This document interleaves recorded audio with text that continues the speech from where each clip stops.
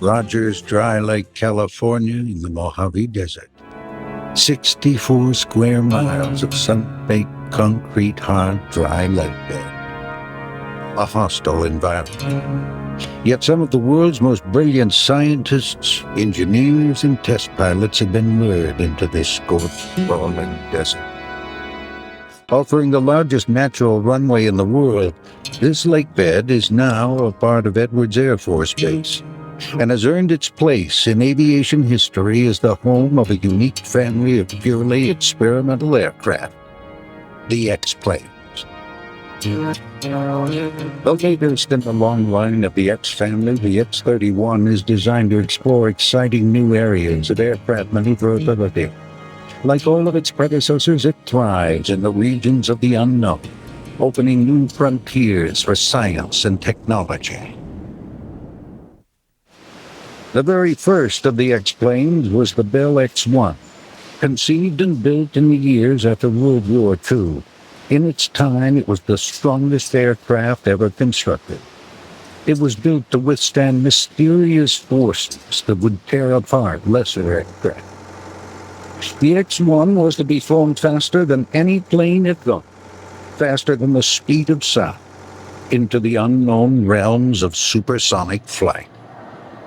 Air launched from the bomb bay of a B-29, the X-1 in a series of carefully metered test flights during the late 1940s would creep closer and closer towards that goal.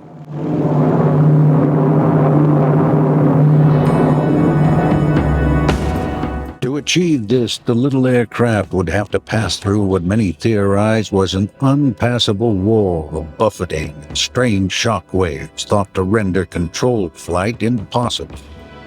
This wall was named the sound barrier, but if any aircraft could punch its way through, it was the X-1. J. Miller, aviation author.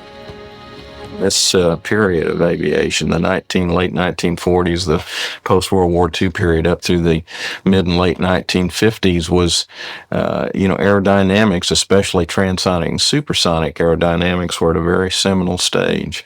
The difficulties that lay ahead were simply unknown. The solely experimental X-planes were flying antipoids, working at the hazy edges of aeronautical knowledge. Built to fly beyond Mach 3, the speed of sound, the X-2 was into the flying hell of the thermal barrier, where a lesser aircraft burns to the sea.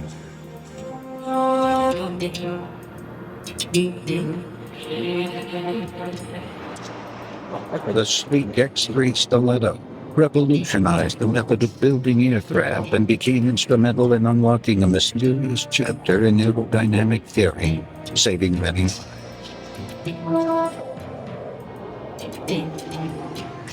Northrop's Company Explorer Bantam was built to explore the tailless aircraft configuration. Experience invaluable at developing similar configurations, including the V-2 stealth bomber. Bell's X-5 could change the sweep of its wings in flight, allowing it to perform at high and low speeds, paving the way for aircraft like the F-111 and F-14 Tomcat. The Convair X-6 project was to test the concept of a nuclear-powered bomber. Initial proving flights were executed using the specially converted NB-36H, which carried aloft a nuclear reactor in its bomb bay. Many of the X projects studied vertical flight, the Bell X-14 using early thrust vectoring and reaction control systems.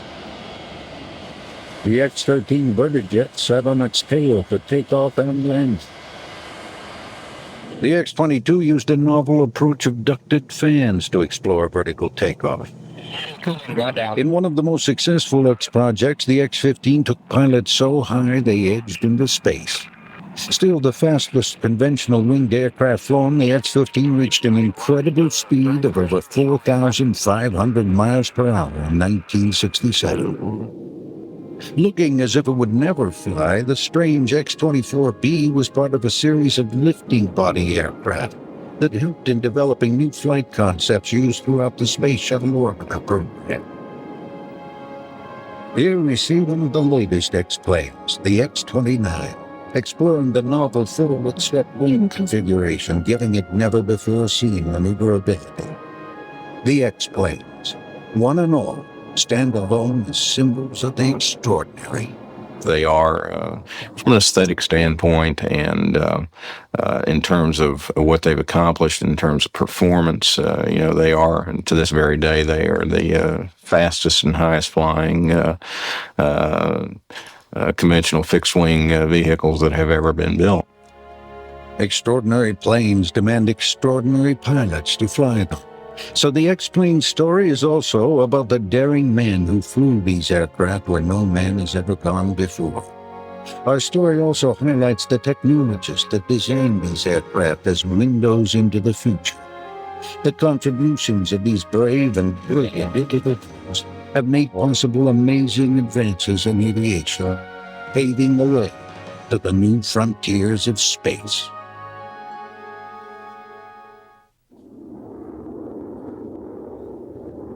Modern combat jets like this F-15 fighter fly faster than the speed of sound as a matter of course, their high performance beholden to a legacy, to the early X-planes that proved that supersonic flight was possible. As far back as World War II, even pilots flying this moderately fast Bell P-63 fighter began to experience severe buffeting during high-speed dives when approaching 500 miles per hour. Many believed there existed an invisible wall through which aircraft could not pass. Some of the best fighters of that period, certainly the P-51, the P-38 in this country, began to encounter the problem of compressibility. And this happened frequently in high-speed dives. When they'd get into the transonic region, that is speeds above about 0.8 Mach, speeds approaching 500 miles per hour, the airplanes would be in a steep dive, picking up speed, enter this region, and all of a sudden, pilots would find that their flight controls were freezing up or completely ineffective. And they found it impossible to pull out of these dives on many occasions. Molecules of air not able to move out of the way fast enough were being compressed in front of the aircraft. Shock waves moved back along the aircraft the faster it went, disabling the flying surfaces, making the aircraft uncontrollable, thus creating an almost impenetrable wall at higher and higher speeds. By the 1940s, propeller-driven aircraft were at the outer limits of their performance, so other answers were sought to gain speed. Almost at the same time, the Allies and the Third Reich came to similar conclusions. British and German jet technology introduced new frontiers of high speed. With a top speed of 540 miles per hour, the Messerschmitt Me-262 had a 100-mile-per-hour advantage on any Allied aircraft of the day. Its revolutionary power plant was married with a moderately swept wing, making it, for a time, the world's most formidable fighter. Even more spectacular, the Messerschmitt Me-163 Comet. This tiny, tailless, swept-back aircraft was rocket-powered. Used against the Allied mass bomber formations in the closing stages of the war, it became the fastest operational aircraft of World War II. This incredible fighter could climb at a rate of 14,000 feet per minute. But after only 10 minutes flying time, fuel exhausted, it would have to glide back to base for an unpowered landing. In 1941, the Me-163 secretly became the first aircraft to exceed 1,000 kilometers an hour, making pilot Heini Dittmar the fastest man on Earth. But the Me-163's designer, Dr. Alexander Lippitt, had not built the little rocket fighter for supersonic flight. However, towards the end of the war, Lippitt did draw up plans for a supersonic delta wing aircraft. Feeling the delta configuration in concert with a rocket or ramjet power plant could push through into the supersonic arena. The V-2 rocket, although not piloted, proved that a man-made craft could be successfully propelled into supersonic flight. As the V-2 rose from its launch site, a strange cracking noise was heard in the sky. Ground observers were hearing a massive compression of air molecules. the world's first man-made sonic boom. But the V-2 was a ballistic missile. It didn't need to be maneuverable because it wasn't built to be piloted. The question remained, could man fly an aircraft at sonic speeds and control it through the gray area, the wall? The gray area didn't actually lie in the area of supersonic speeds. The gray area lay in the transonic zone. In other words, in between subsonic and supersonic velocities. It was that transitional period between subsonic and supersonic velocities where they really didn't know for sure what was going to happen. After the war, much was learned from captured German technology. The Me-262, V-2, and the Comet were studied in detail. Slowly, German advances were blended with Allied technology to forge new aeronautical developments in the post-war era.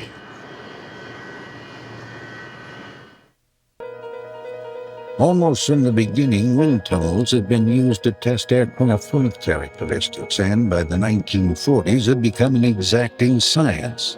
But technologists began to notice strange phenomena as they tried testing airflows approaching the speed of sound. In these uncharted regions, the faithful wind tunnel proved to be of little use. It seemed the only way through the war would be to build aircraft and have men fly them.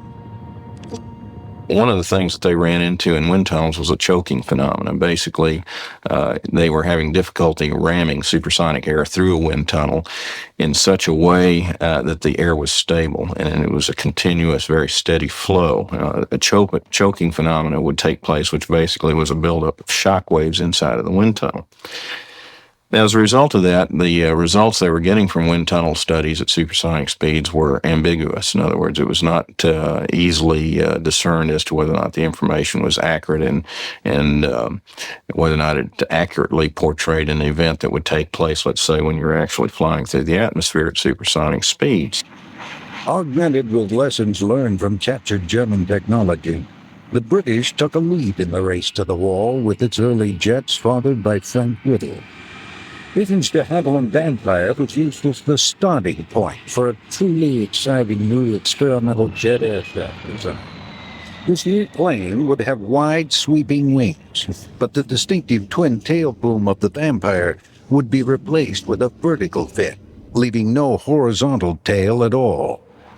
It would explore the transonic speed range. The emerging DH-108 Swallow looked strikingly like the Me-163. Designers hoped the tailless configuration would carry Britain into the supersonic age. But in September 1946, the Swallow project was dealt a fatal blow. British test pilot Captain Eric Brown recalls. Geoffrey de Havilland Jr., who was chief test pilot for the company, was working up towards this, and he had been making runs at round about medium levels of 10,000 feet. And this particular day, he brought the aircraft down to 7,000 feet and made a run at about 0.875 Mach number. And at that speed, the aircraft suddenly disintegrated. He was thrown out, never opened his parachute, and his body was found in the mud flats of the Thames estuary. The snow shifted to the hot and dry lake bed, high in California's Mojave Desert, near a town once called Miroc. In 1948, Miroc and the surrounding area became Edwards Air Force Base and remains today the premier research flight center in the U.S. But at the turn of the century, there was literally nothing there.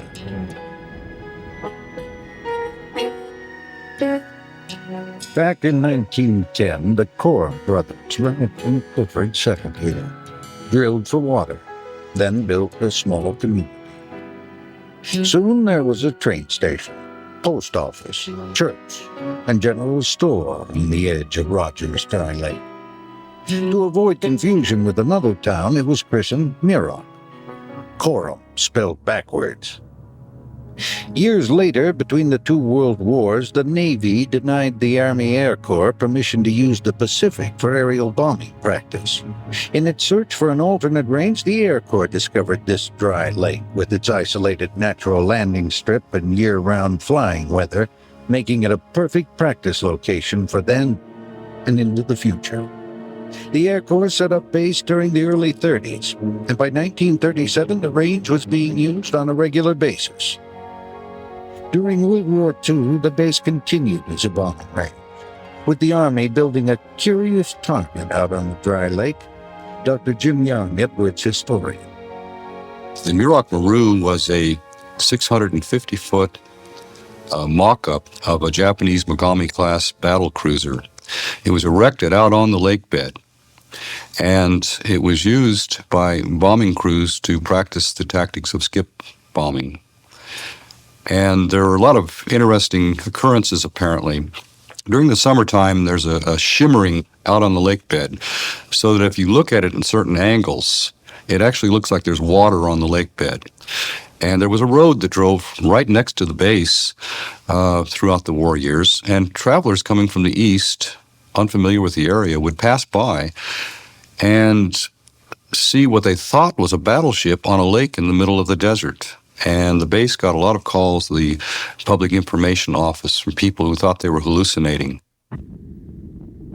In 1941, the Air Force found itself in need of a remote location to secretly test fly the Bell XP-59, the United States' first jet aircraft. Muroc had been selected for three very good reasons as the site for these tests.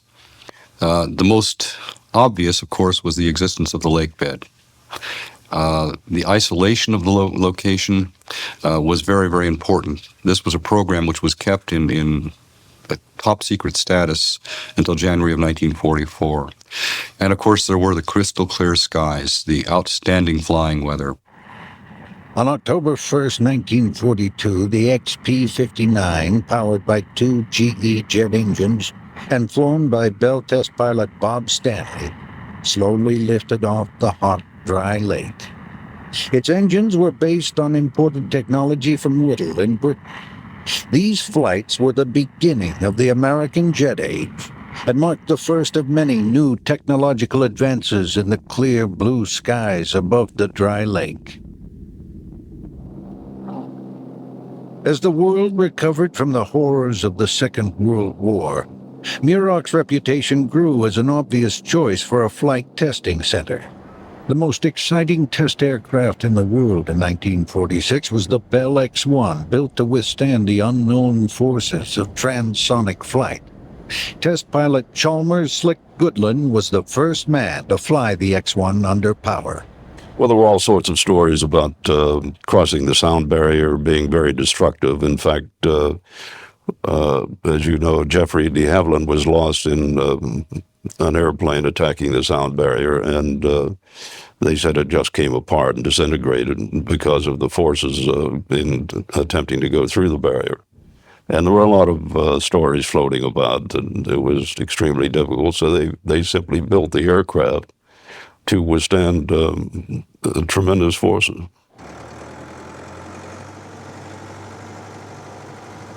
Eager to keep the X-1 under wraps, the Army Air Force searched the country for a suitable base for the X-1 test flight program.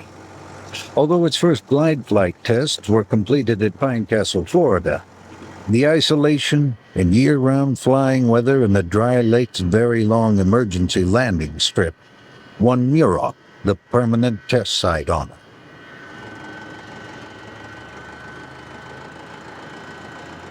The speed of sound to a lot of people was a barrier, a sound barrier that couldn't be broken. But a great many people around the country, and certainly those involved in the X-1 program, didn't think of it as a barrier. They really thought of supersonic flight really more as a steep hill. They were quite confident they could do it. It was just a matter of when. In a series of carefully monitored test flights, the X-1 was drawn closer and closer toward Mach 1. At the other side of that steep hill, a new era awaited.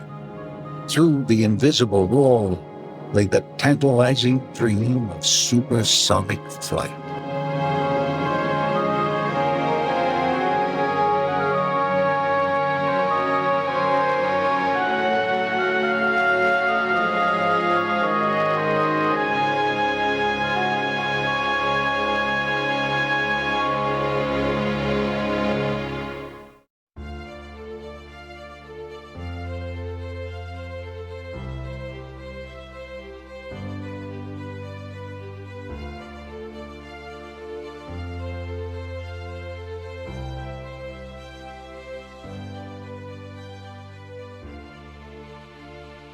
A parched and forbidding wasteland to those who've journeyed through it over the years, the western Mojave is a harsh, inhospitable land of sometimes stunning contrasts. A land of bone-chilling nights and griddle-hot days, of violent dust storms and mesmerizing sunsets. The primitive landscape is dominated by one truly remarkable feature. When she first gazed upon it early in this century, homesteader Jeanette Darr said of it, "I thought it was the jumping-off place of creation, that curiously flat wasteland called Dry Lake." Many years later, however, aviation pioneer General Albert Boyd would call it God's gift to the Air Force. First formed in the Pleistocene epoch, Rogers Dry Lake is one of nature's most unique creations. The flattest and hardest of all natural landforms, its parched clay and silt surface undergoes a timeless cycle of renewal each year, as water from winter storms is swept back and forth by desert winds, smoothing it out to an almost glass-like flatness. Spreading out over 65 square miles, it is the largest geological formation of its kind in the world.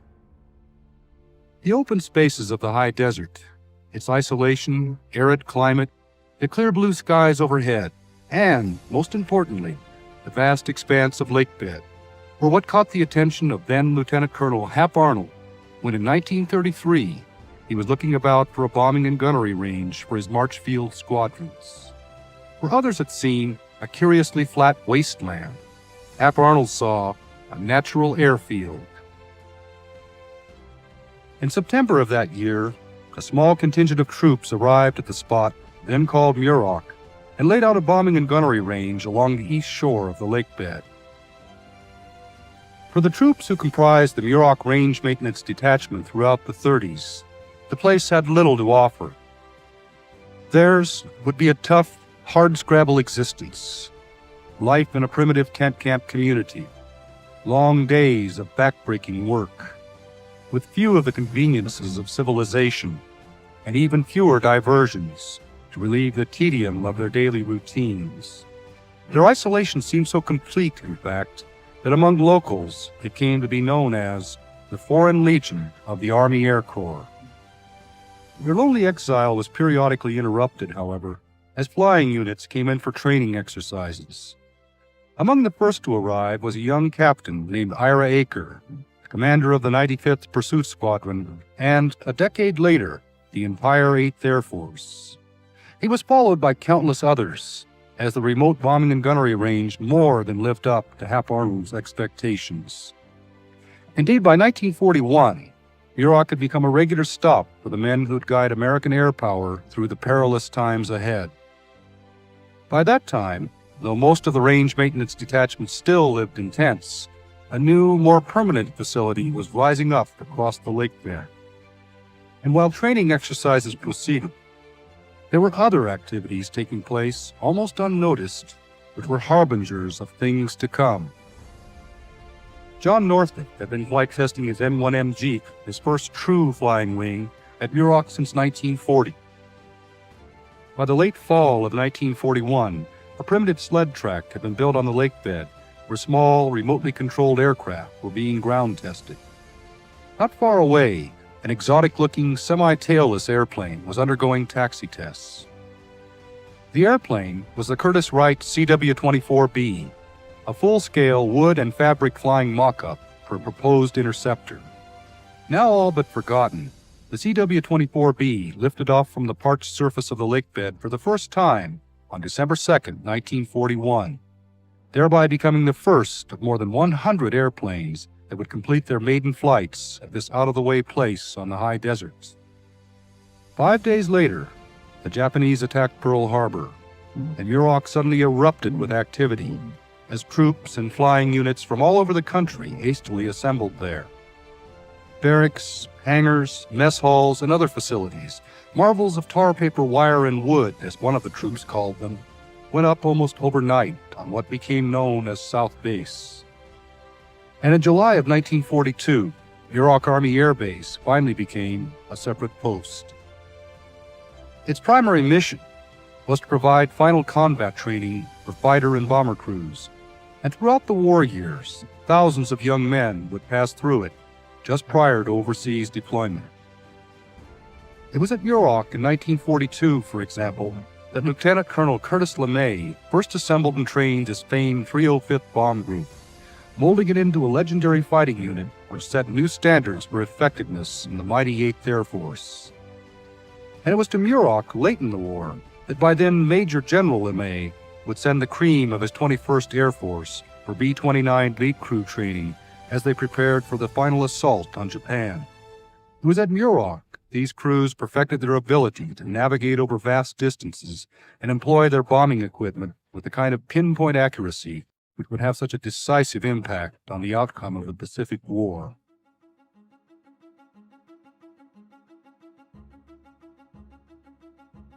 A much different type of mission had gotten underway at a restricted area just 6 miles to the north. There, at a top-secret test site, the crated pieces of a radically new type of aircraft were unloaded from boxcars on September 19, 1942, and over the next 10 days it was hastily assembled.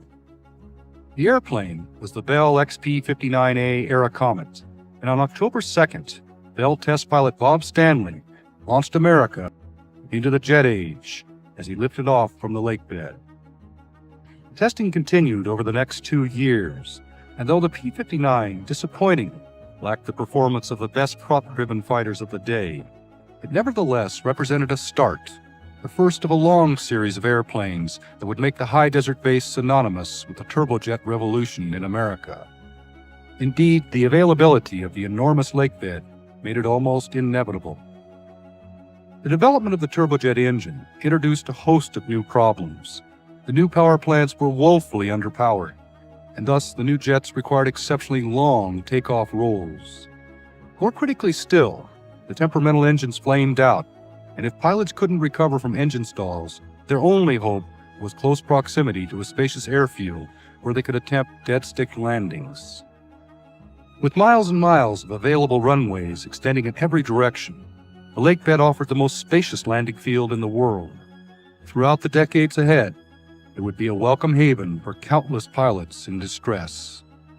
Thus, while the major training mission continued throughout the war, a growing number of aircraft, conventional airplanes such as the P-38 Lightning and the Lockheed Constellation,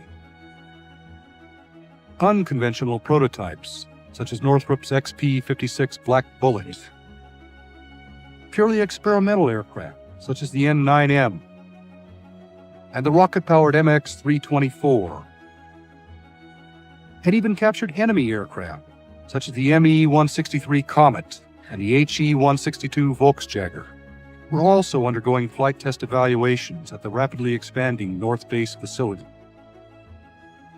In January of 1944, a major milestone occurred when a new Lockheed jet-powered prototype, the XP-80, lifted off for its maiden flight. Demonstrating the truly remarkable advances that had been made in little more than a year since the XP-59's first flight. This impressive airplane was the prototype for America's first combat-worthy jet fighter, the P-80 Shooting Star. Where the P-59 had been outperformed by prop-driven fighters, the P-80 demonstrated in tests at Muroc that it could successfully attack bomber formations even when outnumbered 6-1 by the very best of the conventional fighters, and it convinced everyone that the Air Force would have to undergo a rapid transition into jet propulsion. The remarkable potential of that transition was underscored in June of 1947, when Colonel Albert Boyd returned the world speed record to America for the first time in 24 years, as he sped to more than 623 miles per hour over a course above the lake bed in a modified P-80R. It was the first of some 14 world speed records that would be set at the base over the next 18 years. But Boyd and other Air Force officials had set their sights much higher than speed records. As he stood proudly on the ramp that day, he'd already made a decision which would dramatically alter the future course of aviation and indeed aerospace history. For he'd chosen the pilot and test crew who challenged the so-called and much dreaded sound barrier. The X-1 program was the first in a long series of X or experimental programs that were designed to prove or disprove concepts, to probe the most challenging unknowns of flight and solve their mysteries. It was conceived in response to a new and terrifying phenomenon which fighter pilots had first encountered during the recent war. Pushing over into steep dives, they'd found themselves at speeds of 500 miles per hour and into the unknown region of transonic flight, where the effects of compressibility, loss of control, and structurally devastating aerodynamic loads began to take over with often deadly consequences. The new jet engines promised even higher speeds passing through the transonic and even perhaps into the supersonic region. The critical question was, could a piloted airplane be designed and built which could survive in it? The aircraft designed to make the assault was the bullet-shaped, rocket-powered Bell X-1, and the man who would try to fly it through the sonic wall was a young Air Force captain named Chuck Yeager. Assisted by a team from Bell and the NACA, the National Advisory Committee for Aeronautics, he and project engineer Captain Jackie Ridley had a lot on their minds as Yeager edged his way cautiously toward Mach 1 throughout the fall of 1947. Military test pilots at that time didn't get many opportunities to fly such hazardous, experimental programs. Thus he felt he had a lot to prove as the B-29 lifted off for his 9th powered flight on the morning of October 14th. He'd already flown out to Mach 0.997, just a hair's breadth away from the sonic wall, and yet what lay ahead was still a mystery, and there were still many who thought that what he was attempting was tantamount to suicide. At 20,000 feet, the X-1 was released. Igniting the chambers of his rocket engine, Yeager began to climb. Then, at 43,000 feet, the X-1 shot through the sound barrier and remained supersonic for about 20 seconds. The sharp double crack of his sonic boom that morning signaled the dawn of a remarkable era during which a high desert outpost called Muroc would become identified with the most daring concepts in aviation. And it triggered a series of events which would ultimately vault man beyond the atmosphere and into space. But first, the remarkable potential of the turbojet engine had to be realized, and there were perplexing challenges to be overcome before that could happen. Not only were the early engines underpowered, they also consumed enormous quantities of fuel, and this severely limited range capability. Turboprops offered an attractive alternative, but the XP-81's performance simply couldn't match that promised by pure jet configurations. The XF-85 embodied the so-called parasite concept. Designed to be carried in the bomb bay of a heavy bomber, it would be carried deep into enemy territory, released, chase off enemy interceptors, and then return and hook up with the mother ship. On the first hookup attempt, however, the test pilot was nearly decapitated. And though a successful hookup was ultimately accomplished, the idea wasn't really practical. Another solution was to build big fighters, which could carry vast quantities of fuel. But this was a self-defeating solution, producing increased weight and drag, which imposed unacceptable performance penalties. Thus, most of the long procession of fighter prototypes that were put through their paces at Muroc during the post-war years represented little more than transitional designs, as engine designers tried to build more powerful and fuel-efficient engines, and aircraft designers struggled to develop airframes that could optimize their potential.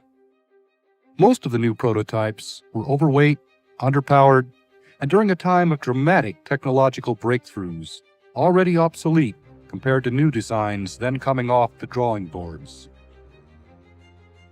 The North American XF-86 was by far the most successful of these transitional designs. The first American jet to employ swept wings to delay the onset of compressibility and enhance high-speed maneuverability, it was already diving to supersonic speeds just 6 months after it first flew in October of 1947. And it went on to enjoy a better than 10-to-1 kill ratio against enemy fighters in hostile skies over Korea. Post-war bomber development ran into many of the same problems encountered by the fighter programs. Most of the new prototype bombers on the ramp at Muroc represented early attempts to blend the new turbojet technology with conventional aerodynamic designs. In fact, America's first jet bomber, the Douglas XB-43, resulted from a simple, straightforward modification of the piston-engined XB-42. Graceful and streamlined, the XB-46 was already considered obsolete when it arrived at Muroc at the end of its first flight in April of 1947. And the robust B-45, though it went into operational service, was, from the very outset, never intended to serve as anything more than an interim bomber. As with the fighters, first true advance came with the introduction of swept wings on Boeing's B-47. Capable of speeds in excess of 600 miles per hour, this airplane was developed into the thoroughbred of the Air Force's post-war bomber fleet. The most radical design by far, however, was Northrop's Mammoth Flying Wing. Originally designed with a complicated system of pusher props and designated the XB-35, it was ultimately reconfigured with jets and transformed into the majestic YB-49. The culmination of Northrop's attempts to build a pure flying wing, it represented a bold leap into the future, which those who saw it knifing its way through the skies over Muroc would never forget. One of its test pilots was a young Californian named Captain Glenn Edwards. Along with Major Dan Forbes, he was flying one of the prototypes in June of 1948 when it broke apart in the sky northwest of the base. All 5 crew members were lost. In December of 1949, Muroc Air Force Base was renamed in honor of the young test pilot. As the base entered the 50s, the tempo increased dramatically. A wide variety of new types and models of aircraft appeared on the flight line every year, as Edwards became known as the place where the rubber meets the ramp. It had long since become the de facto center of American flight research, and in June of 1951, that status was finally recognized officially, as the base was designated the U.S. Air Force Flight Test Center, and a $120 million master plan was implemented to build an entirely new main base complex north of the existing facility. But the mission went far beyond flight testing. At the north end of the lake bed, tests were being run on a 2,000-foot deceleration track, where Colonel John Stapp and his team of aeromedical researchers were studying the human body's tolerance for G-forces and developing safety equipment that would save countless lives. Using himself as a test subject, Stapp ultimately proved that when properly restrained, the human body is amazingly resilient, as he went on to survive a 45G deceleration. The world's fastest railroad was in operation at the south end of the lake bed, likened to an outdoor wind tunnel because everything, airfoils and aerodynamic shapes to ejection systems and other aircraft components, could be tested in real-world conditions. The 10,000-foot high-speed sled track permitted speeds of more than 1,500 miles per hour. While the rocket sled blistered across the flatlands below, another, much different enterprise was getting underway, high on a granite ridge overlooking the lake bed. At the Air Force's captive missile test site, the ground quaked to the massive roar of the rocket engines that would begin to launch America into the space age. Back in the 30s and 40s, men had come to Muroc to train for combat. In the early 50s, they started coming to train as test pilots. By the time the Air Force's Experimental Test Pilot School moved from Wright-Patterson Air Force Base to Edwards in 1951, The role of the test pilot had undergone a radical change from the pre-jet era. The job had always required exceptional precision flying skills, keen powers of observation, coolness under pressure, and the ability to fly a mission exactly as planned. But the young pilots of the 50s faced a much more complex situation. The arrival of the jet engine, along with an incredible proliferation of onboard systems, had greatly magnified the difficulties inherent in the job. In addition to new problems of stability and control, the high-speed envelope left a much smaller margin for error. The amount of time in which to make critical decisions was dramatically compressed, and the ever-increasing complexity of the aircraft gave test pilots a lot more to think about. Thus, in addition to exceptional flying skills, applicants to the school now had to have solid engineering backgrounds. And once they entered, they were subjected to an increasingly rigorous academic curriculum before they got the opportunity to learn the intricacies of performance testing, where they had to learn to control airspeed to the nearest knot and hold their altitude at extraordinarily precise levels, to define how far, how fast, and how efficiently an airplane could fly.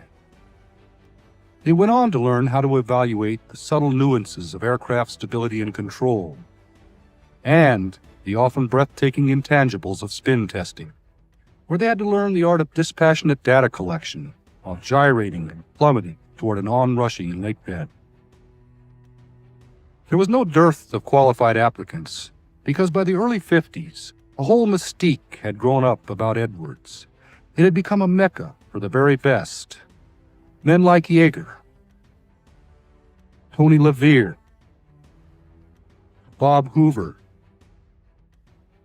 Bill Bridgman, Scott Crossfield, Pete Everest, and Fitz Fulton. In an age fascinated by higher, faster, farther, these men won worldwide acclaim. A great many others, who also, day after day, rode on the cutting edge of calamity, didn't. But they came nevertheless, because if it was new, if it was fast, if it was unconventional, it was at Edwards, and it was there that they could pit their skills against the very best among their peers. Then as now, test pilots were intensely competitive. If not always cocky, they were supremely self-confident. They had to be. And they were courageous. They were also disciplined and cautious, always methodically calculating the odds. They were not careless. They couldn't afford to be. There wasn't any margin for error in their business. Knowledge and careful preparation were survival tools. The popular image of the devil-may-care test pilot, raising hell all night and breaking records the next morning, was largely a fiction of tabloid journalism. As Chuck Yeager once so aptly put it, "You can't hoot with the owls all night and fly with the eagles all day. It just don't work that way." but competitive, yes. By late 1953, the NACA's Scott Crossfield had already taken the Navy's D-558 Phase II Douglas skyrocket out to Mach 1.96. Pretty good for an airplane which hadn't been designed to fly that fast. But he wanted that next magic number, Mach 2, and he knew that just down the flight line, Yeager was preparing to fly the X-1A, which had been designed to easily exceed that speed.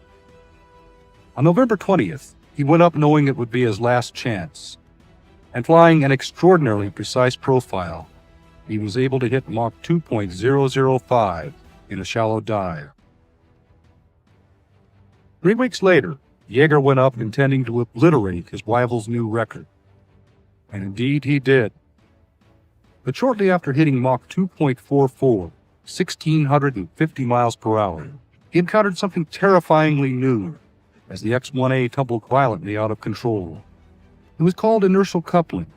The X-1A was literally spinning about all three of its axes.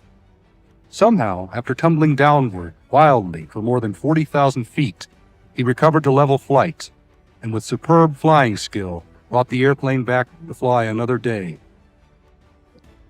And just 8 months later, Major Kit Murray flew it up above 90,000 feet. Their records would stand for less than 3 years. By July of 1956, Lieutenant Colonel Pete Everest had flown the Bell X-2 all the way out to Mach 2.87, where he began to encounter the effects of aerodynamic heating. But he warned of serious stability problems at that speed. Then, in early September, Captain Ivan Kinchlow claimed a new altitude mark as he climbed above 126,000 feet. 3 weeks later, on his first flight in a rocket airplane, Captain Mel App took it up for an assault on Mach 3. He sped to Mach 3.2 that day, more than 2,000 miles per hour, and became the fastest man alive, but only for brief moments. Shortly after hitting top speed, the X-2 spun violently out of control. Bitten, like Jaeger, by inertial coupling, App struggled gamely to recover the craft. His efforts were in vain. Mach 3 had been conquered, but at a terrible price. Not all of the research involved rocket planes. The Air Force, along with the NACA, conducted a whole series of programs with exotic research vehicles. The XF-92A demonstrated the feasibility of the delta wing and introduced pilots to the touchiness of hydraulically boosted, irreversible flight controls.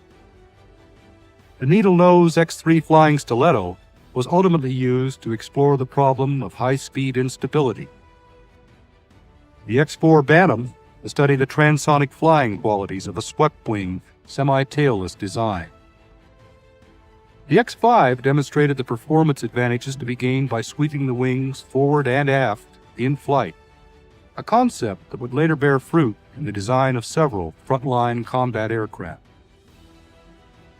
And the unmanned Mach 2 X-10 laid the foundation for remote control of a variety of high-performance air vehicles. Runway vulnerability had long been a major concern. Project Zelmo, for zero-length launch and matte landing, was one of the solutions posed to deal with it. The Zell part proved feasible. Strap a rocket booster on the belly of an F-84, ignite it, and 2.5 seconds later, you're safely airborne. But the MAL part proved just a little more difficult. Zelmo was not the answer. What was needed were true VTOL, or vertical takeoff and landing airplanes. Powered by counter-rotating props, the XF-V1 was supposed to take off or land vertically and transition to conventional flight. Though capable of in-flight transitions, it never achieved either a vertical takeoff or landing. But the jet-powered X-13 Vertijet successfully demonstrated both. And by proving that VTOL flight was possible on jet thrust alone, it opened up a whole new arena of flight.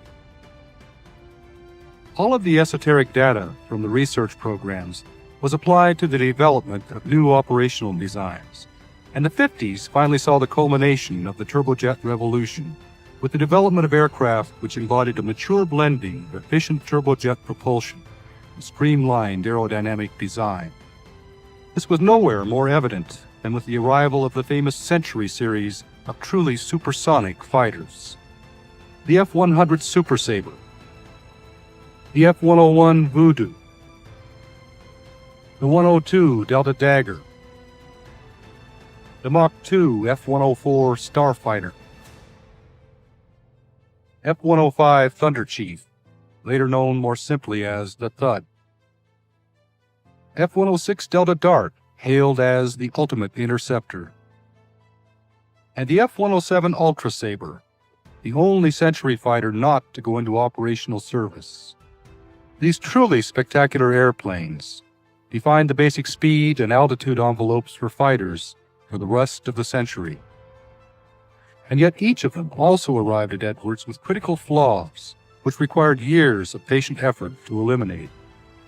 But of course, that's always been the purpose of flight testing. High-performance fighters were only part of the story. Test pilots and engineers refined the capabilities of everything, from a new turboprop heavy freighter, the C-133, to the extremely agile and versatile C-130, a classic design which would become the model for tactical transports. And the first jet-powered tanker, KC-135, which would remain in service until well into the next century, as well as a new, truly intercontinental strategic bomber, the YB-52, which would provide the safety net of nuclear deterrence for more than a generation.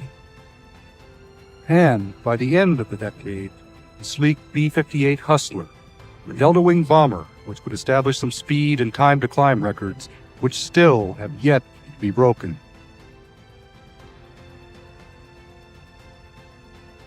As the 60s opened, a group of pilots were undergoing zero-G and other types of training at Edwards.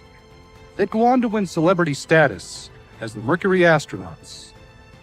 They were the first of 3 groups of astronauts whose exploits would remain front-page news as they were catapulted into space in cone-shaped capsules. But there was another group of pilots at Edwards who would make the journey by much different means, in a rocket-powered airplane, North American X-15. As the decade opened, Scott Crossfield, who had helped design the airplane, was completing its flight worthiness demonstration in preparation for the combined Air Force, NASA, and Navy program, which would probe the unknowns of hypersonic and near-space flight.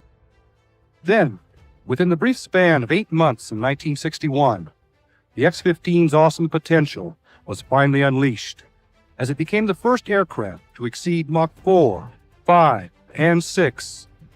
The pilot who made each of those flights, Major Robert M. White, was also the first to fly it in space, as he climbed above 300,000 feet the following year. And in August of 1963, NASA's Joe Walker took it all the way up to 354,000 feet, 67 miles above the Earth's surface, a record which still stands. 12 men flew the X-15. 8 of them became astronauts by flying an airplane through space. And one of them would go on to become the first man to set foot on the moon. But the program wasn't free of incident. In November of 1962, for example, NASA's Jack McKay lost power shortly after launch and was forced to attempt an emergency landing on Mud Lake in Nevada with nearly full fuel tanks and without landing flaps. At touchdown, the left gear failed. McKay survived the incident, but the airplane looked like a total loss. It was resurrected, however, as the X-15A2, and with a pair of jettisonable external fuel tanks to enable it to reach for higher speeds, and covered with a thermal protection coating protected from the 2,000-degree heat expected at those speeds. Major Pete Knight took it all the way out to Mach 6.7, 4,520 miles per hour, one day in October 1967. But at a speed more than twice that of a .50 caliber bullet, the thermal protection failed, permitting torch-like hypersonic air to incinerate parts of the ventral tail. And only by dint of his exceptional piloting skills was he able to bring it safely back. Charred by its wild ride through the inferno of re-entry, it would never fly again. And Pete Knight's record still remains the highest speed at which any man has ever flown in an airplane. As the pace of the space program gained momentum, there were all kinds of related activities at Edwards. At the NASA facility, for instance, they were testing an ungainly-looking machine, which symbolized one of man's greatest aspirations, the Lunar Landing Research Vehicle. And at the Test Pilot School, renamed the Aerospace Research Pilot School, students were now introduced to such arcane subjects as thermodynamics, orbital mechanics, and bioastronautics, and given training in a wide variety of machines designed to simulate various spaceflight conditions. The training they received served them well, and a great many of them, like Jim McDivitt, Frank Borman, and Michael Collins, would go on to make their marks in space.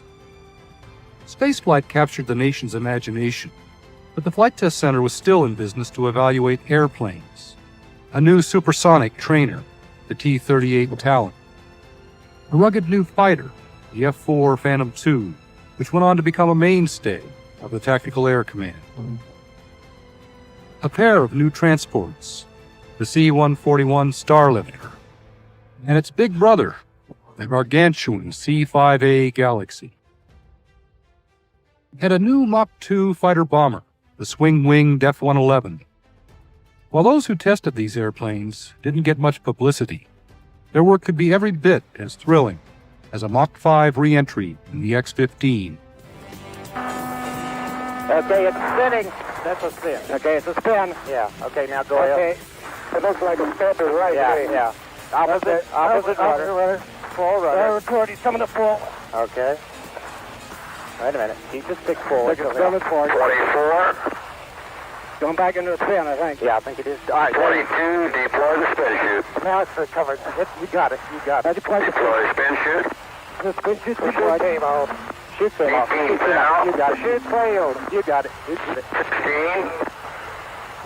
Get out, Pete. 14. Eject.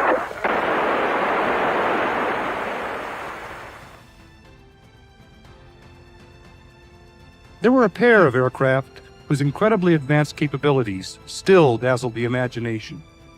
The mammoth 500,000-pound XB-70 Valkyrie was almost routine, flown at Mach 3 speeds and altitudes of 70,000 feet. More impressive still was the mysterious YF-12 Blackbird. Predecessor of the legendary SR-71, this remarkable airplane was able to cruise for extended periods at speeds in excess of Mach 3 and at altitudes somewhere above 80,000 feet. On a single day at Edwards in May of 1965, it set no less than 9 world speed and altitude records without in any way taxing its full potential.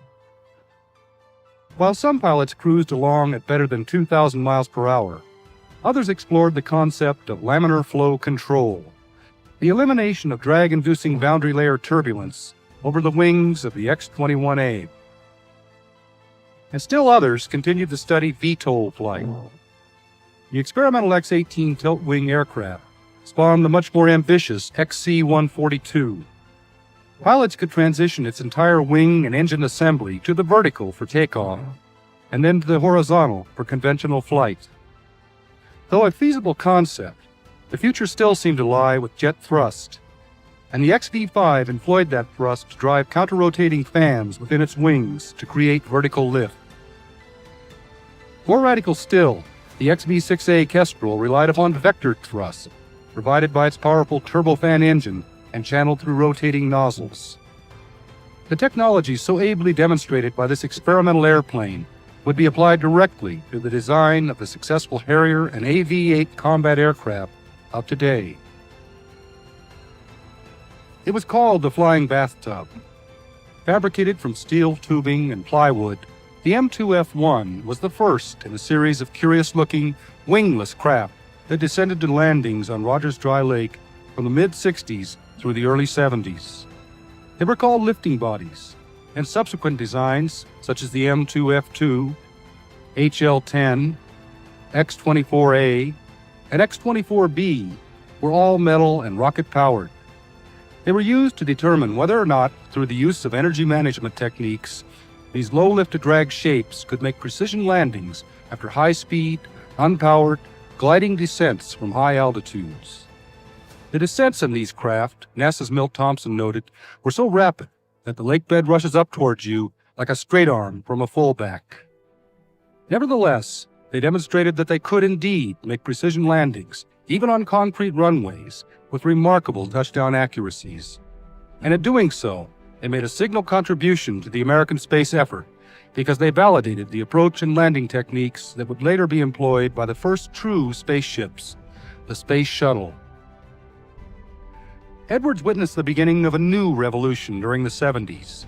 Whereas in the past, the emphasis had been on making airplanes fly faster and higher, now it was on making them fly more efficiently. A wide array of new aerodynamic concepts and sophisticated systems based on high-speed computers made this possible. In the early 70s, NASA modified an F-8 Crusader to explore a new aerodynamic concept, the supercritical wing. Flattened on top and tapering downward at the trailing edge, the thin wing promised enormous performance advantages, permitting jetliners to increase their speeds while burning less fuel. The success of this program gave rise to the NASA Air Force F-111 transonic aircraft program, in which the concept was explored for possible military applications. The advent of compact, high-speed digital computers enabled NASA to explore the potential of fly-by-wire flight controls on another modified F-8. In addition to their speed and light weight, constantly active controls combined with electronic sensors could provide artificial stability and thus relieve designers of the burden of having to build inherently stable aircraft and focus instead on peak performance and agility. The Air Force went on to pursue the logic of the electronics revolution with the Digitac A-7 aircraft, which provided the pilot with selectable control modes, each of them tailored to optimize the craft's tracking and handling qualities for a specific weapons delivery task, such as bombing, or air-to-air, or air-to-ground gunnery. The advantages conferred by these and other new technologies were quickly applied to new operational designs. The YF-16 Fighting Falcon, for example, was the first to employ digital fly-by-wire, which permitted it to be inherently unstable and thus far more responsive and agile than any other fighter of its generation. It also permitted the F-16 to be used as a testbed to investigate newer control-configured concepts, which could be applied to future generation fighter designs. While the YF-16 had bested the twin-engine YF-17 in the Air Force's competition for a lightweight fighter, the YF-17, impressive in its own right, would ultimately be developed into the Navy's very successful FA-18 Hornet. Dramatic breakthroughs in metallurgy and propulsion technology permitted the new F-15 Eagle to be configured with engines whose thrust, for the first time, exceeded the aircraft's weight. The first Air Force fighter designed specifically for the air superiority role since the legendary F-86, its unparalleled performance, combined with its vast array of sophisticated radar and fire control systems, provided it with an unparalleled combat capability. It had also been years since the Air Force had dedicated an aircraft solely to close air support. That gap was filled in the early 70s when the YA-9 flew head-to-head against the YA-10 in a competition ultimately won by the A-10. Literally built around a 30mm cannon, the Thunderbolt II was developed into a combat system capable of delivering awesomely destructive firepower. While test pilots at Edwards evaluated the capabilities of a new advanced tanker cargo aircraft, the wide-body KC-10 Extender, flight researchers were also investigating the future of air transport with the YC-14 and 15. A pair of short takeoff and landing technology demonstrators embodying the latest concepts in aerodynamics, propulsion, and flight controls, which would be applied directly to the next generation of cargo aircraft. For the first time in more than 2 decades, the combat potential of a new intercontinental strategic bomber was also evaluated. The B-1A was designed to contend with the revolution in air defense technologies which had taken place since the late 50s. Instead of speed and altitude, elusiveness was now the key to the penetration of enemy airspace. And the terrain-hugging B-1 was designed to evade enemy radar by flying fast and low. Many said, however, that the day of the manned bomber was past, and in the late 70s, it was canceled. But to paraphrase Mark Twain, all reports of the demise of the manned bomber and the B-1 were quite premature. For the interim, an old warhorse, the venerable B-52, was updated with new avionics, tested as a standoff launch platform for sophisticated air-launched cruise missiles capable of navigating on their own over hundreds of miles of terrain, hitting a target on the center's Utah Test and Training Range with pinpoint accuracy. It would never fly in space, or even exceed the speed of sound, but the shuttle Enterprise set the stage for sister ships that would. Launched from atop a 747 jumbo jet, it would make a critical series of unpowered approach and landing tests at Edwards during 1977 that paved the way for man's first gliding descents from outer space. And indeed, just 4 years later, in April of 1981, Edwards once again became the scene of high drama as the Space Shuttle Columbia's wheels touched down on Rogers Dry Lake after it had passed through a fiery re-entry at more than 17,000 miles per hour halfway around the globe. The shuttles marked the dawn of a new era of space exploration, the era of reusable space vehicles, true spaceships, and it seemed only fitting that Edwards, where so much aerospace history had been made, where so much of the work that had made the shuttle possible had been accomplished, that Edwards should be the site of its milestone flights. While shuttle operations proceeded, flight researchers at Edwards continued to advance knowledge in the aeronautical realm throughout the 1980s, as they studied the characteristics of unique aircraft, such as NASA's scissor-winged AD-1, which was tested to explore the possible performance advantages to be gained by pivoting an airplane's entire wing while in flight. Benefiting from remarkable advances in composite materials, the X-29 soared on blade-thin wings that actually swept forward so that Air Force and NASA researchers could explore the configuration's potential for enhanced agility, better low-speed handling qualities, and lower stall speeds. The Advanced Fighter Technology Integration, or AFTI F-111, explored the performance advantages promised by a mission-adaptive wing. A flexible, absolutely smooth-surfaced, variable cambered wing, which could be configured to optimize maneuverability, performance, and fuel efficiency for each phase of the airplane's envelope. And the AFTI F-16, which incorporated features permitting it to fly as no other aircraft had ever flown. A triplex digital flight control system and forward-mounted canards, for example, that permitted it to turn without banking. A voice-actuated command system, an automated maneuvering attack system, and a host of other new technologies applicable to the whole spectrum of tactical combat operations. The Air Force's short takeoff and landing and maneuvering technology demonstrator F-15 was yet another one-of-a-kind testbed. Configured with two-dimensional thrust vectoring and reversing engine nozzles, it demonstrated much enhanced agility and dramatically improved STOL capabilities.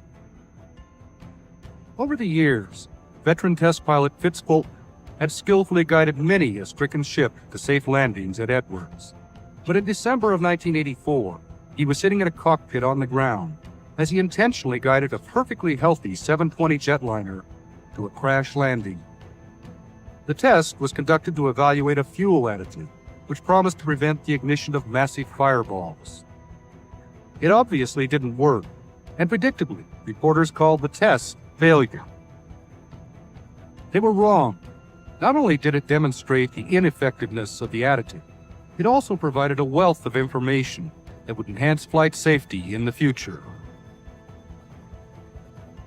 One of the most spectacular events of the 80s, however, occurred not on the lakebed, but high over the Pacific, where Major Doug Pearson prepared to find the proverbial needle in a haystack as he launched a missile toward a satellite orbiting high overhead.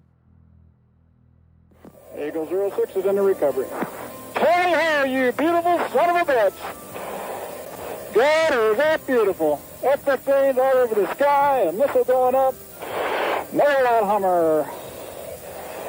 I had to do one little roll anyway. The anti-satellite missile scored a direct hit in a technological feat which might never again be duplicated. One-of-a-kind aircraft and events have become almost commonplace at Edwards over the years, but they represent only a small part of the center's workload.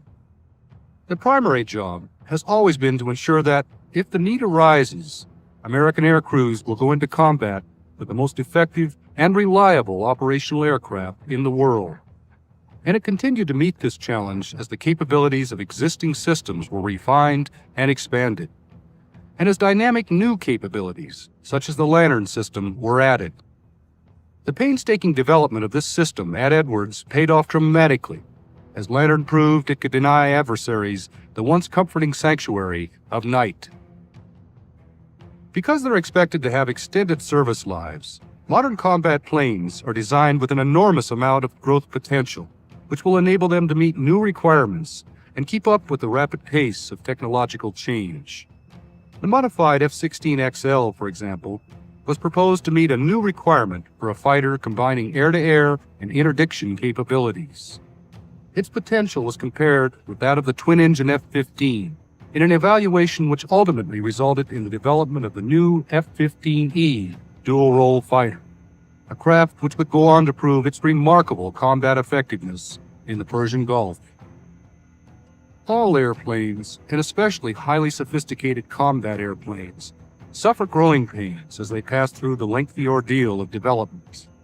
The B-1B, revived in the early 80s, certainly had more than its share of critics throughout the decade, but it truly represented an amalgam of incredibly complex, state-of-the-art systems, and despite its critics, it was developed into the most potent penetrating bomber in the world. More impressive still, promising the ability to penetrate any airspace without the need for complex defensive avionics. The B-2 Advanced Technology Bomber was the first giant flying wing to soar over the base 4 decades. Its thin silhouette, compound curves, its stealth technology, promised the ultimate cloak of invisibility, even against the most sophisticated air defense radar systems. Like the turbojet engine 4 decades earlier, stealth technology promised to revolutionize the design and capabilities of combat aircraft. And as the Flight Test Center entered the 90s and began to face the tremendous technological challenges of the 21st century, it was engaged in the evaluation of a pair of competing designs which embodied the latest in that technology. The radically different appearance of the YF-22 and the YF-23 was really but a pale reflection of the quantum leap in capabilities which each represented. Built for stealth, they were also beneficiaries of the many technologies, innovative concepts, which had recently proven their worth in tests at Edwards. Indeed, they took them a step or more further and blended them into fighter prototypes whose stretched the imagination. To fighter jocks from any previous era, for example, the possibility that they could cruise at supersonic speeds without use of an afterburner was little more than a fantasy dream. In these aircraft, the dream became reality. Incredibly worthy opponents, only one could win. And in April 1991, the YF-22 was selected to project American air power into the 21st century as the Advanced Tactical Fighter. Flight testing such craft has become a remarkably complex operation, where once, not so long ago, knee pads and pilot recall provided practically the only instrumentation.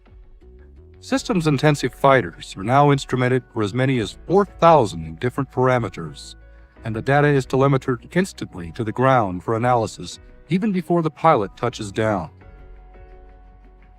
We're in an age of spiraling technology, especially in the burgeoning field of electronic systems, and this has created an information explosion which makes each flight test hour incredibly valuable and costly.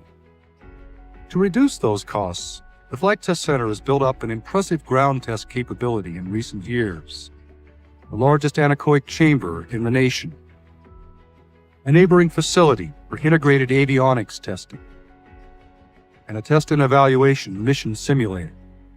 They comprise the core of a capability to thoroughly test a full range of onboard electronic systems on the ground before they're subjected to the real world of flight test, where indeed they'll always still have to ultimately prove their worth. Edwards has been called a place where dreams take flight. And truly, for more than 40 years, the Air Force, indeed the whole world of aerospace, has continued to meet its future in the skies above its sprawling expanse. The history of the base is a kaleidoscope of images representing man's greatest achievements in flight. There's a special feeling that one gets there, an awareness of continuity. The lake bed remains a welcome haven for pilots in distress. an uncommon sense of achievement and tradition, unforgettable links, the legendary past,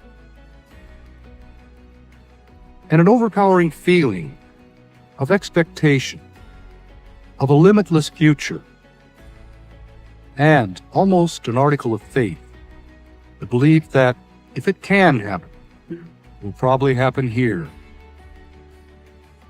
The story of Edwards, then, is a fabric woven of change and continuity, so well symbolized in the Flight Test Center's logo.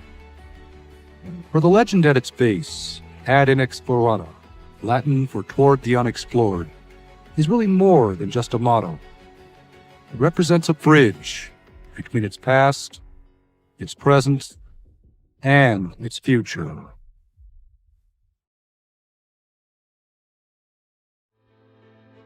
Aviation, the art of aeronautics, began with the dreamers, inventors, and daredevils who dared to defy gravity. The journey of aviation was nurtured by pioneers like the Wright brothers, whose first flight marked a historic milestone. The role of aircrafts in world wars was groundbreaking, dramatically changing warfare strategies. This initiated a technological evolution in aviation, transforming the simplistic wings of a biplane into the thunderous roar of jet engines. Let's journey through the ages of aviation. Behind every great aircraft, there were great minds. These visionaries, like Sir Frank Whittle, the innovator of the turbojet engine, redefined air travel. Then there's Skunkworks' Kelly Johnson, the genius behind the SR-71 Blackbird. His designs combined speed, stealth, and power, crafting machines that dominated the heavens. The contributions of these pioneers have left an indelible mark on the canvas of aviation, shaping the course of history and inspiring generations of engineers and aviators. Each epoch in aviation history gave birth to extraordinary aircrafts, each with their own unique features and roles. The Lockheed SR-71 Blackbird was a marvel of speed and stealth. The F-105 Thunderchief, a supersonic fighter bomber, was vital in the Vietnam War. The P-51 Mustang, a long-range fighter, was critical in World War II. The P-47 Thunderbolt, a heavyweight fighter, was used extensively in the same war. The A-10 Thunderbolt II, the Warthog, is a close air support icon. The Messerschmitt Me-262 marked a leap forward in aviation technology. Each of these game changers were instrumental in their eras, and their legacies still resonate today. Beyond the game changers, there are those that have transcended their practical roles to become icons. The Concorde was not just an aircraft, it was a supersonic symbol of luxury and speed. The B-52 Stratofortress, a strategic bomber, is an icon of power and resilience. These magnificent machines and others like them have become much more than just aircrafts. They are enduring icons that encapsulate the audacious spirit, the relentless innovation, and the boundless ambition that define the world of aviation.